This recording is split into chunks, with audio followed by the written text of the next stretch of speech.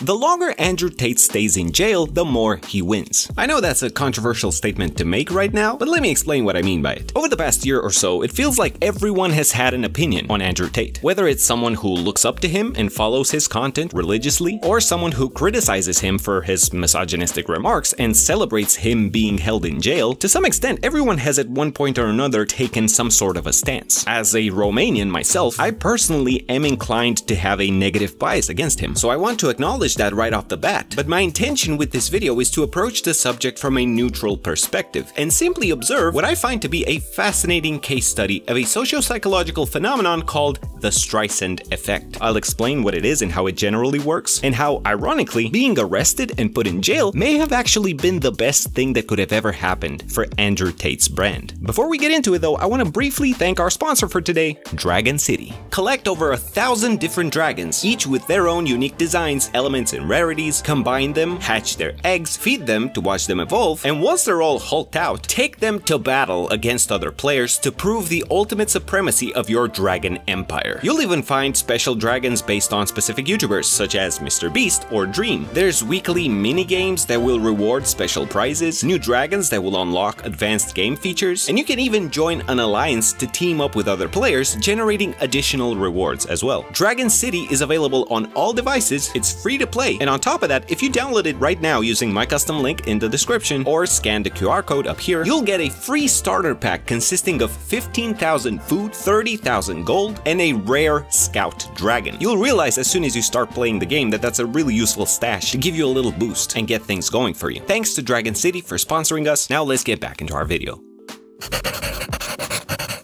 To better understand what's happening at the moment with Andrew Tate, we have to first look at Barbra Streisand's home. Literally. In 2003, photographer Kenneth Edelman was documenting how the coastline of California was changing over time, and as part of his project, he took an aerial photograph of Barbra Streisand's Malibu estate. In an attempt to keep it out of public view, the singer sued Edelman, but it was the lawsuit itself that drew 1,000 times more attention to her home than the picture would have alone. Streisand's attempt to censor information backfired so badly, leading to the exact opposite result of what she had intended, thus establishing what has since been called the Streisand effect. And while the term may be relatively new, the phenomenon itself can be seen all across history. For example, in the year 1120, the Chinese Song dynasty banned the printing of Buddhist texts due to concerns that they were spreading dangerous ideas. However, the ban only led to increased demand for the texts, and Buddhist ideology continued to flourish. In the 13th century, the Persian poet Rumi, whose writings were critical of the Mongol rule, was threatened and suppressed by the Mongol Empire, but his censorship indirectly led to his teachings being secretly spread all throughout the Islamic world. Same thing happened with the Catholic Church versus Martin Luther, Voltaire and the French government, or in England with the Glorious Revolution of 1688. Oftentimes, history has a lot to teach us about how the world works, and although Andrew Tate is no Rumi or Martin Luther or Voltaire, the role he plays in the eyes of his hardcore fans is not so different. All they see is their idol being persecuted, which further fuels their pursuit for justice.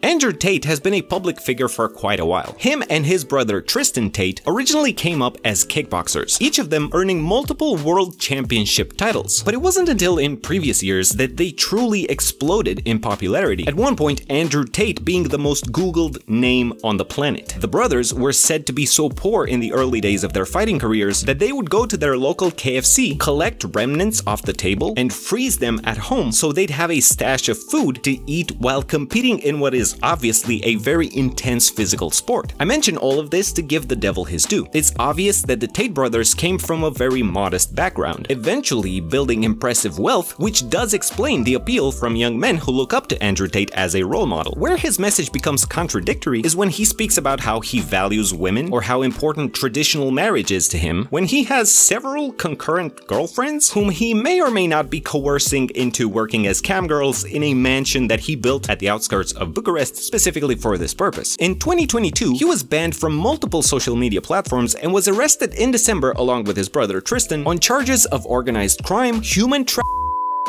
It's important to note, however, that the investigation is still ongoing. Nothing has been actually proven in court, and by the looks of it, judges are sure taking their time with the case. Though his detainment was initially set at 30 days, they've kept extending the custody for 30 days at a time. As of now, the Tate brothers having been held for 3 months. For those who don't know, by the way, in Romania, the longest you can be held in preventive arrest is 180 days, and it looks like they're going to stretch this out to the full extent allowed by law. Their lawyer has also been denied direct access to speak to them face to face, which again is at the very least suspicious. Now, do I think Andrew Tate is innocent? I think there's enough evidence to at least warrant a full investigation, but the way things have been moving thus far has only strengthened his message about the mysterious matrix that has long been out to get him.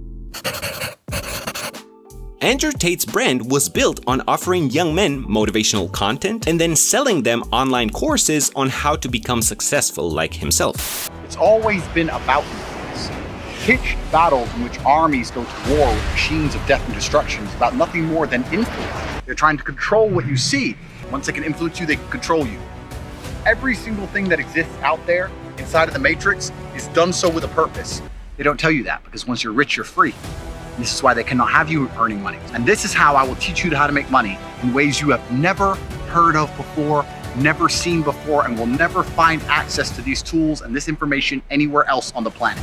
While he doesn't really say anything new, the way he packaged his message is, in my opinion, brilliant. He's built a narrative of the establishment versus the lone hero who goes against the powers that be. In everything he does, his sworn enemy is what he calls the Matrix. And while he's never actually defined this vague, veiled institution that appears to have him in their crosshairs at all times, his fans have eagerly adopted the Matrix as their own enemy. And through this genius storytelling trick, he's probably sold more self-help courses than all other YouTube gurus combined. While most influencers sell generic advice on how to be more productive or start a business, Andrew Tate sells something that goes beyond the screen. He sells the dream of breaking free of the chains placed on you by the evil institutions that want to control you. I don't know about you, but the latter sounds 1,000 times more intriguing. And when you've built this entire narrative and made it part of your core identity, being arrested and unfairly treated by authorities will make even the most skeptical of your haters go, huh,